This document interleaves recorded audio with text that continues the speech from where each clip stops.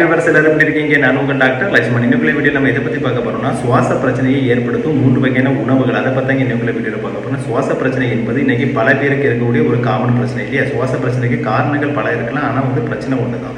சுவாச பிரச்சனை வந்துட்டுனா நம்மளால ரொம்ப ஒரு கஷ்டமான ஒரு சூழ்நிலைக்கு கொண்டு உருவாக்கும். அது மட்டும் இல்லாமல் நமக்கு உயிர் வாழவே ஆபத்தான சூழ்நிலைகளை உருவாக்கும். ஓகேவா? அதனால சுவாச பிரச்சனையை நம்ம அசால்ட்டாக எடுத்துக்க கூடாதுங்க. அது நம்ம கண்டிப்பாக அதை கியூர் பண்ணி ஆகணும். ஸோ சுவாச பிரச்சனை ஏற்படுத்தக்கூடிய காரணிகள், அதாவது உணவுகள் என்னென்ன நம்ம பார்த்துட்டோம்னா அதை ஈஸியாக கியூர் பண்ணிக்கலாம். ஓகேவா?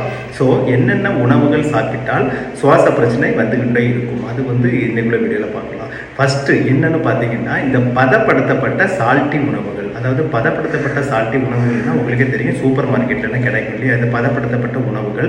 அது சால்ட்லாம் கூடுதலாக தான் இருக்கும். அது கெடாமல் இருக்கிறதுக்கு சால்ட்டு கண்டென்ட் தவிர சில கெமிக்கல்ஸ் எல்லாமே சேர்த்து பதப்படுத்தி வச்சுருப்பாங்க. இந்த உணவுகளை நாம் தொடர்ந்து சாப்பிடும்போது என்ன ஆகும் அப்படின்னா, நமக்கு இந்த சுவாச பிரச்சனைகள் கண்டிப்பாக ஏற்படுங்க.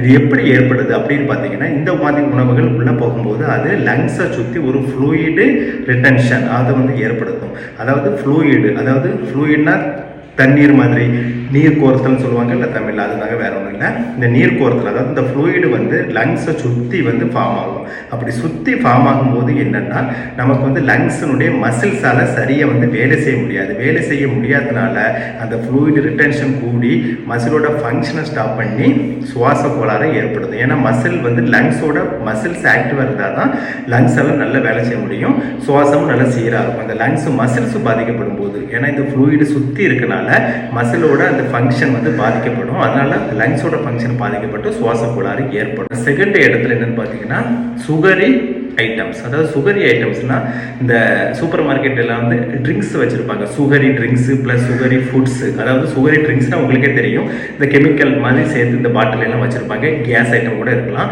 அப்புறம் இந்த ஃபுட்டு, இந்த கேக் மாதிரியான ஐட்டங்கள் என்ன பண்ணியிருப்பாங்கன்னா, கெடாமல் இருக்கிறதுக்கு சில கெமிக்கல்லாம் சேர்த்து இந்த சுகரி ஐட்டம்ஸ் வச்சுருப்பாங்க. இதை நம்ம கண்டினியூவாக சாப்பிடும்போது என்ன ஆகும் அப்படின்னா, இது இன்ஃப்ளமேஷன், அதாவது வீக்கத்தை ஏற்படுத்தும்.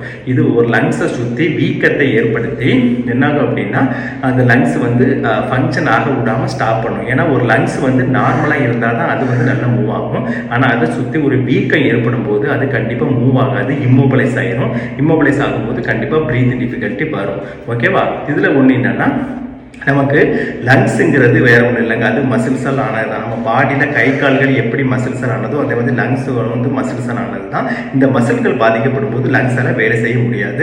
அதனால இந்த பிரச்சனைகள் வரும். மூணாவது இடத்துல என்னன்னு பார்த்தீங்கன்னா, ஃப்ரைடு ஃபுட். அதாவது ஃப்ரைட் ஃபுட்னா உங்களுக்கு தெரியும், இன்னைக்கு வண்டி கடையெல்லாம் ஃப்ரைட் சிக்கன் ஃபுட்டு, அதாவது ஃப்ரைட் சிக்கன் ரைஸ் அப்படிலாம் வச்சுருக்காங்க இல்லையா?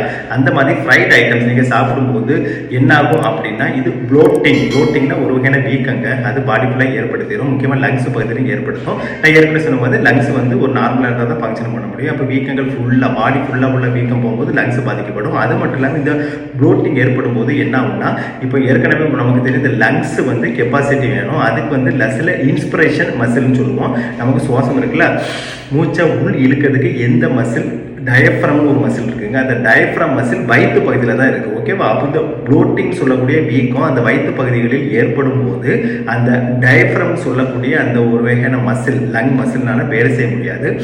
அப்போ நம்ம சுவாசம் இழுத்து மூச்சு விட முடியாது. அதனால சுவாச பிரச்சனைகள் ஏற்படும். ஓகேவா? இந்த ஃப்ரைட் ஃபுட்னால வரக்கூடியது. இது நாளடைவு அடிக்கடி சாப்பிடக்கூடியவங்களுக்கு வரும். அப்போ நீங்கள் கேட்குறது பொறுத்து, என்னங்க டாக்டர் சொல்கிறீங்க, இந்த மாதிரி விஷயங்கள் தான் நம்ம எல்லாரும் காமனாக ஃபாலோ பண்ணிட்டு இருக்காங்க, இது நம்ம அறவே ஸ்டாப் பண்ணிடுறோமா அப்படின்னு கேட்டிங்கன்னா, அப்படி தேவையில்லைங்க. நீங்கள் அதை நான் ஏற்கனவே பல வீடியோவில் சொல்லியிருக்கேன். இந்த மாதிரி ஃபுட்டுகள்லாம் மாதத்துக்கு ஒரு நாள் வெளியே போகிறீங்க அப்படின்னா சாப்பிட்டுக்கோங்க, ஒன்றும் பிரச்சனை இல்லை. ஆனால் இது வீட்டில் வாங்கிட்டு சாப்பிட்றது, அடிக்கடி சாப்பிட்றது, அதை தான் நான் ஸ்டாப் பண்ண சொல்கிறேன். ஓகேவா? ஏன்னா வாழ்க்கை வாழ்வதற்கு தானே, எல்லா ஃபுட்டையும் ஒரு டேஸ்ட் பார்த்து ஆகணும்.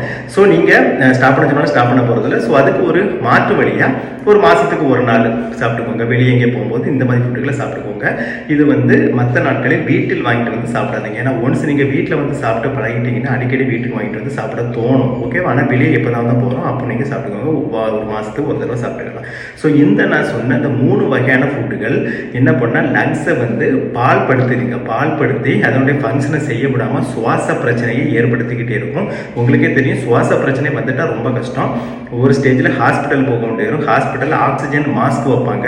ஆக்சிஜன் மாஸ்கில் வந்து க்யூர் ஆகலைன்னா ஆக்சிஜன் கூட்டிக்கிட்டே இருப்பாங்க. ஓகேவா? அதுலேயும் க்யூர் ஆகலைன்னா வெண்டிலேட்டர் வரைக்கும் போகக்கூடிய வந்து சூழ்நிலை வந்து ஏற்படும். வெண்டிலேட்டர் போயிட்டீங்கன்னா மீண்டு வர்றது ரொம்ப கஷ்டங்க. அதனால் உங்கள் ஆரோக்கியம் உங்கள் கையில் தான் இருக்குது. அதனால் நான் சொன்ன இந்த 3 வகையான ஐட்டங்களை தவிர்த்த நல்லது. அப்படி தவிர்க்க முடியலன்னா அட்லீஸ்ட் மாதத்துக்கு ஒரு நாள் மட்டும் சாப்பிட்டுக்கோங்க. அடிக்கடி சாப்பிடாதீங்க. ஓகேவா? இது உங்களுக்கு யூஸ்ஃபுல் இன்ஃபர்மேஷன் இருக்கும்னு நினைக்கிறேன். இது உங்கள் ஃப்ரெண்ட்ஸ் அண்ட் ரிலேட்டிவ்க்கும் கண்டிப்பாக ஷேர் பண்ணுங்கள். ஏன்னா இது முக்கியமான உயிர் சம்மந்தப்பட்ட சுவாசம் சம்மந்தப்பட்ட பிரச்சனை. அவர்களுக்கும் இது யூஸ்ஃபுல்லாக இருக்கும். ஏன்னா எல்லோருமே ஆரோக்கியமாக வாழல இல்லையா? அதுக்கு தான் உங்கள் ஃப்ரெண்ட்ஸ் அண்ட் ரிலேட்டிவ் ஷேர் பண்ணி சொல்கிறேன். இப்படி எல்லோருமே ஆரோக்கியமாக வாழ வேண்டும். அப்படி வாழ என்னுடைய வாழ்த்துக்கள். இது வரைக்கும் என்னோட சேனலை சப்ஸ்கிரைப் இல்லைன்னா சப்ஸ்கிரைப் பண்ணுங்க. மறக்காம உங்கள் ஃப்ரெண்ட்ஸ் அண்ட் ரிலேட்டிவ்க்கு ஷேர் பண்ணுங்க. ஏன்னா இது லங்ஸ் உயிர் சம்மந்தப்பட்ட முக்கியமான வீடியோ. அவர்களும் பார்த்து பயனடைவார்கள். மறக்காம உங்கள் சந்தேகங்கள், லங்ஸ் தொடர்பான சுவாசம் சம்பந்தமான உங்களது சந்தேகங்களை கமெண்ட் பாக்ஸில் போடுங்க. நான் கண்டிப்பாக எல்லாத்துக்கும் ரிப்ளை பண்ணுறேன். மீண்டும் அடுத்த வீடியோவில் சந்திப்போம். அது வரைக்கும் பாய்.